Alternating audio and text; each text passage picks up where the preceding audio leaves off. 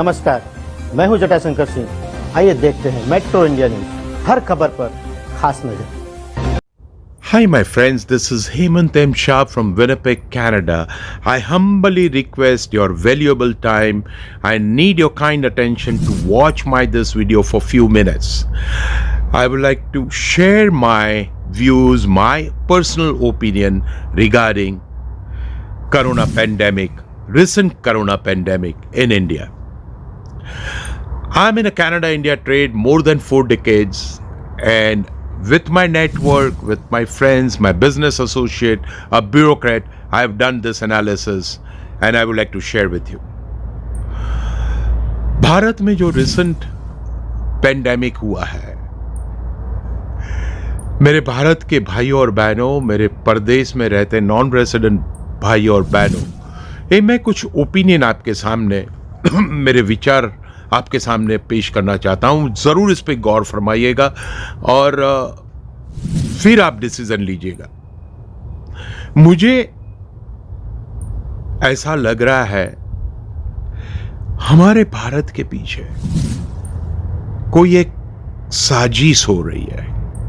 वो साजिश क्यों हो रही है, वो षड्यंत्र क्यों हो रहा है, क्यों मुझे लगा, मैं आपको बोलूंगा। ये जो पेंडेमिक हुआ, मैं भी नाराज हुआ था, मुझे भी बहुत गुस्सा आया था कि क्या हुआ, किसने ख्याल नहीं रखा, ये नहीं रखा।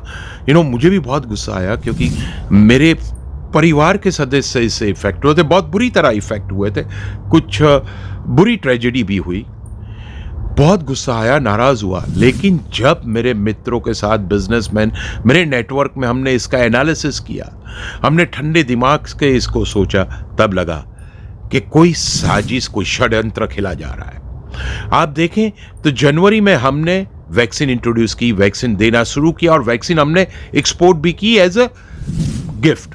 एक दोस्ती हमने निभाई, भारत ने अपनी दोस्ती निभाई और दी। उसके बाद फरवरी में भी सब मॉल सब कुछ खुल गया था, शादियां होने लगी थी, ट्रैवल होने लगा था। फिर अचानक हुआ कैसे, ये म्यूटेंट आया कहां से? दूसरी, आप सोचिए कि आज की तारीख में हमारे जो पड़ोसी मुल्क है वहां तो कुछ नहीं है, क्यों भारत में ही?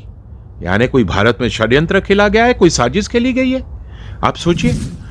दूसरी चीज क्विकली मैं आपको बोलना चाहता हूं, सडनली गैस प्राइस क्यों बढ़ रहे हैं? क्यों बढ़ रहे हैं? क्योंकि भारत में एक साल से चार्जिंग स्टेशन बन रहे हैं, इलेक्ट्रॉनिक कार इंट्रोड्यूस होने वाली है, हाईवे पे, मेट्रो सिटीज में चार्जिंग स्टेशन हो रहे हैं। इसका मतलब कोई गैस की जो लॉबी के महारथी हैं वो नाराज हैं, हमने उनको नाराज कर दिया है।